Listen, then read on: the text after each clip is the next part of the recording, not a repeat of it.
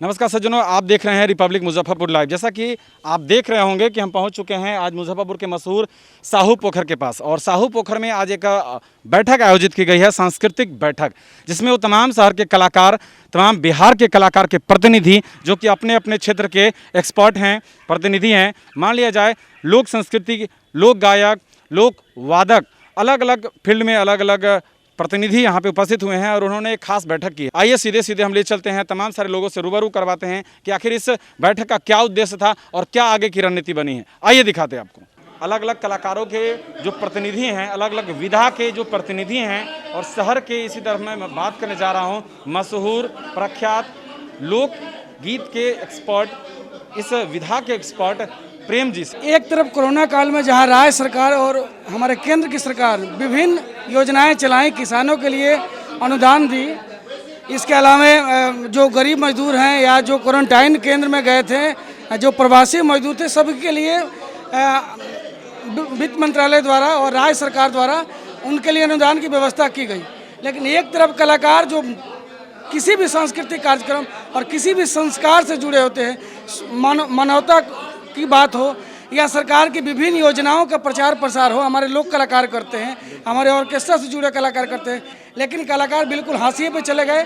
5 महीना कोरोना काल, लगभग 5 महीना बीतने जा रहा है कोरोना काल का, और कलाकारों के हित के लिए या उनके अनुदान के लिए कोई 1 रुपया की व्यवस्था नहीं की गई है। यह बहुत दुखद है, राज्य सरकार के लिए भी और राष्ट्रीय स्तर के सरकार के लिए भी, राष्ट्रीय सरकार के लिए भी। तो हम कलाकारों के लिए यही मांग करते हैं कि इनके लिए भी एक अनुदान की व्यवस्था हो। आइए हम सबके बीच लोक गायिका, जो कि मुजफ्फरपुर की मशहूर लोक गायिका हैं, क्या उद्देश्य से, किस उद्देश्य से रखा गया था और क्या अगला कदम होगा आज के इस बैठक को लेकर के, जरा कुछ बताएं। हम लोग एक हैं और आगे बढ़े और ये सांस्कृतिक कार्यक्रम के लिए और कलाकारों का इज्जत सब जगह मिले, हम लोग का दर्द समझे और एक होकर के सब आदमी अपना मांग रखेंगे और आगे बढ़ेंगे। हम लोग का आँख खुल चुका है, पहले बंद था, ये 5 महीना के कोरोना काल में हम लोग का आँख खोल दिया है। अब हम लोग चुप नहीं रहेंगे, आगे बढ़ेंगे। सब विधा को लेकर के हम लोग आगे बढ़े, लेकिन कलाकार का कहीं नीति नहीं मिला। सबको कुछ ना कुछ मुआवजा मिला, कुछ भी मिला, लेकिन हम लोग के लिए कुछ नहीं मिला आज तक। आइए इस बैठक में अब्दुल्ला अजीम जी भी शामिल हुए हैं और ये सांस्कृतिक कर्मी के साथ साथ ही एक बहुत बड़े चित्रकार हैं। जब से कोरोना काल शुरू हुआ है तब से हम लोग चित्रकारी के रूप में या फिर और भी बहुत सारे जो कलाकार हैं, जो म्यूज़िक से जुड़े हुए हैं या रंगकर्मी हैं, वो अपना कोई कार्यक्रम नहीं कर पा रहे हैं। तो हम चाहते हैं कि हमारी आवाज़ उन तक पहुँचे जो कलाकार नहीं है। देखिए, होता क्या है कि कलाकार के आगे कलाकार सम्मानित है, लेकिन हम उनके आगे सम्मानित होना चाह रहे हैं जो कलाकार नहीं है। कलाकार को तो कलाकार सुनता ही है, लेकिन हम उन तक आवाज़ पहुंचाना चाह रहे हैं जिनकी वजह से हमारी रोटी और रोजी चलती है। आइए हम सीधे सीधे चलते हैं आज के इस सांस्कृतिक बैठक की अध्यक्षता करें डॉक्टर संजय पंकज के साथ। सरकार ने विभिन्न क्षेत्र के लोगों के लिए मुआवजा का प्रावधान रखा, लेकिन संस्कृति कर्मियों के लिए कोई मुआवजा नहीं, जबकि वे भी श्रम से ही और अर्थोपार्जन करते रहे, उससे ही उनका परिवार चलता रहा और उनका कारोबार बंद रहा।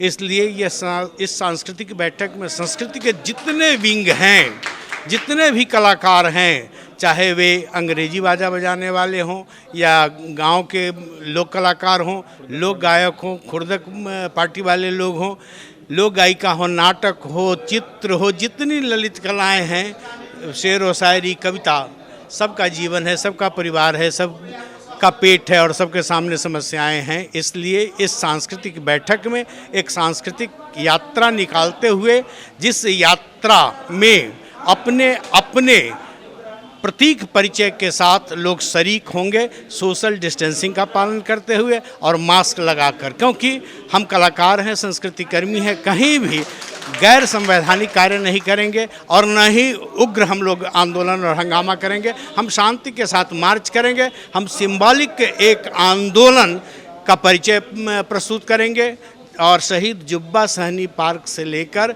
शहीद खुदीराम बोस स्मारक तक यह सांस्कृतिक यात्रा जाएगी और इसी में विभिन्न मांगों के साथ डीएम साहब को के माध्यम से बिहार सरकार और केंद्र सरकार को ज्ञापन भेजा जाएगा, अपनी मांग भेजी जाएगी, जिसमें समस्त कलाकारों का बीमा भी है, समस्त कलाकारों के लिए मुआवजा भी है और साथ ही साथ समस्त कलाकारों के लिए स्वास्थ्य के लिए आयुष के अंतर्गत जो बीमा होता है उसका भी हम लोग मांग करेंगे।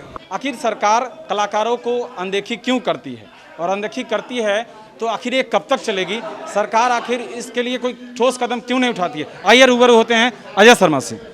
ये मांग ये है कि कलाकारों को किस तरीके से उसका विकास किया जाए, जैसे भविष्य निधि खाता के तहत जैसे फ्यूचरिक पेंशन वगैरह की सुविधा के लिए कैसे ये सुविधा उनको दी जाए, तो उस पर बड़ी बात करनी। तो कलाकारों के लिए जो जो हो सकता है, क्या क्या हो सकता है विशेष, उस पर ध्यान देने के लिए हम लोग एक रैली मुहिम कर रहे हैं और एक विजन दे रहे हैं कि अगली सरकार या तो आप कंटिन्यू करते हैं तो आप, या अगली जो भी सरकार है वो हमारे विजन को प्रोसीड करे, कलाकारों के भला के लिए, कलाकारों के संरक्षण के लिए अच्छा काम करे।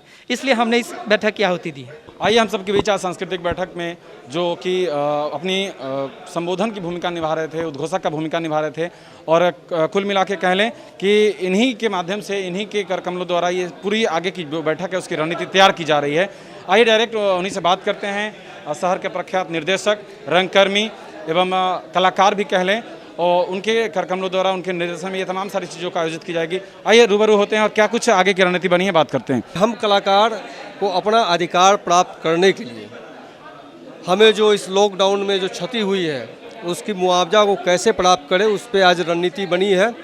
तो आगे अगले 8 तारीख को हम लोग एक सांस्कृतिक जुलूस, जो पूरी तरह लॉकडाउन के नियमों का पालन करते हुए हम लोग वो जुब्बा सैनिक पार्क से निकलकर अपनी मांग पत्र समाहरणालय जाकर के माननीय जिलाधिकारी को सौंपेंगे, और इसमें तमाम विंग कलाकार की, जिस विधा के कलाकार हो, वो नाटक वाले हो, साउंड वाले हो, वो खुर्दक वाले हो, ऑर्केस्ट्रा वाले हो, जागरण वाले हो, या संगीत के हो, नृत्य के हो, फाइन आर्ट के कलाकार हैं, या फिर वो शिल्पकार, वो सभी लोग इस सांस्कृतिक यात्रा का हिस्सा बनेंगे। और बड़े ही कलाकारी ढंग से शांति को स्थापित करते हुए हम लोग अपने इस यात्रा को, जैसे कि नाम आप सुन ही रहे हैं सांस्कृतिक यात्रा, तो इसमें किसी भी तरह का कोई अल्पसंख्यक का बात होगा ही नहीं। हम लोग कलाकार हैं, अपनी मांग को सांस्कृतिक स्तर से बिहार सरकार को सौंपना है अपने जिलाधिकारी के माध्यम से। तो आपने देखा कि आज के इस सांस्कृतिक बैठक में शहर के अलग अलग कलाकारों के प्रतिनिधि द्वारा क्या कुछ खास बातें हुई, क्या कुछ खास रणनीति बनाई गई। तो रणनीति यही तय किया गया कि इसी महीने 8 तारीख को शहर के तमाम प्रतिनिधियों के द्वारा, कलाकार के संगठन के द्वारा, तमाम विधा के अलग अलग कलाकारों के समूह द्वारा वाद्य यंत्रों के साथ अपने अपने इंस्ट्रूमेंट प्ले करते हुए, अपने अपने कला को प्रदर्शित करते हुए शहर के मिठनपुरा स्थित आम्रपाली ऑडिटोरियम से लेकर के और तमाम सारे शहरों से होते हुए ये खुदीराम बोस स्टेडियम कंपनी बाग पहुंचेंगे, और वहां पे अपने विज्ञापन को, अपने उस प्रशस्ति पत्र को, जो कि इनका मांग रखा जाएगा, उन तमाम सारी बातों को लिखित रूप में डीएम से मिलने के बाद ये लोग अपना ज्ञापन देंगे कि क्या कुछ मांगे इनके द्वारा रखी गई है, और उसके बाद वहाँ पे इनकी सभा समाप्त होगी। अगर आप चाहते हैं कि शहर की वो तमाम खबरें आप तक पहुँचे, तो आप हमारे रिपब्लिक मुजफ्फरपुर लाइव पेज को, फेसबुक पेज को लाइक करें, एवं यूट्यूब को सब्सक्राइब करें वहाँ पर जा कर के, एवं ट्विटर, इंस्टाग्राम को फॉलो करें। धन्यवाद।